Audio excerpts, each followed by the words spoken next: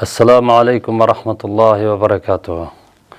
Dünyanın her qaysi joylaridagi Sharq Turkistonlik qarindoshlar yaxshimisizlar? Alloh amallarni salomat qilsin.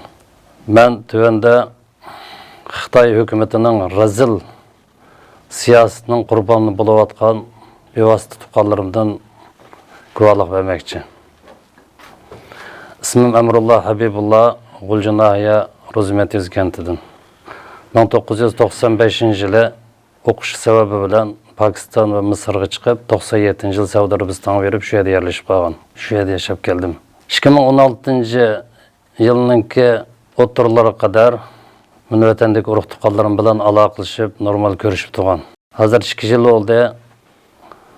Hech qanday aloqa uzilib qoldi. Aloqa qilmadim. Yaqinda menga kelgan xabarda mening opam Marigul Abdulmajid, inim Aminullah Habibullahni bir kechida doktorxonaga chiqimiz deb uydan olib chiqib ketib, ta bugun qadar ulardan hech qanday xabar yo'q. Urug' tuqqanlar hech kim bilmaydi ularning qayerdaligini. Mening o'g'lim Umron Amrullah, men 95-yili yenib chiqqan chaqda 2,5 yosh qolgan bola, bundan 2 yil ilgari 20 yillik kesim hukm qilib, 2 yil o'tgandan keyin bir qancha kun ilgari undan xabari keldi menga. Gulja tekasnaya turmudi ekan. 20 yillik kesibdi.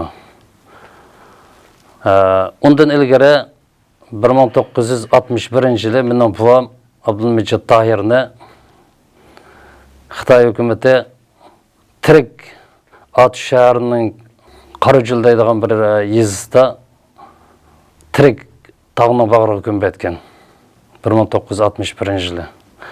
Buvamning dadasi Tahir Aysani 18 yil Xitoyning turmushga yetib chiqib, shuning azobida 1971-yili sirtda qazo qilgan.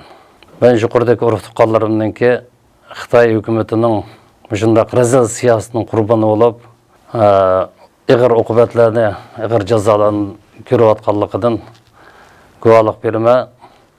Xalqarodagi haqsuyar qarindoshlarningki qo'ldan kelishicha bir yordam qilib, bolamni va onamni, inimni shu turmadan chiqishiga bir yordam qilishini so'rayman.